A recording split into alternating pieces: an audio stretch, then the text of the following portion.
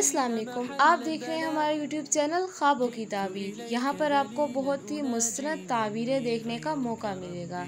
हमारे चैनल को like, share and subscribe करना ना भूलिएगा। ख्वाब में मक्खी देखना।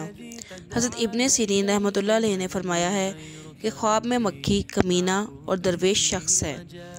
अगर कोई देखे कि मक्खियाँ इस पर जमा हुई हैं या इसके आँख और मुंह में जाती हैं, तो ये इस बात की दलील है कि साहिब ख्वाब किसी कमीने शख्स से माल हासिल करेगा लेकिन नुकसान पाएगा। और अगर कोई देखे कि मक्खी इसके कान में घुसी है, तो ये इस बात की दलील है किसी कमीने शख्स से बुरी बात सुनेगा जिससे इसका दिल बुरा होगा यानी जलेगा।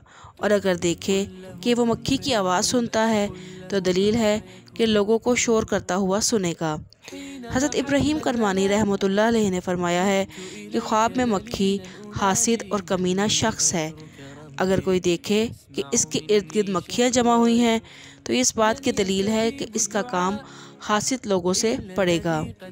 अगर कोई देखे कि इसने मक्खी को मारा है, तो दलील है कि हासिदों को मगलूब करेगा।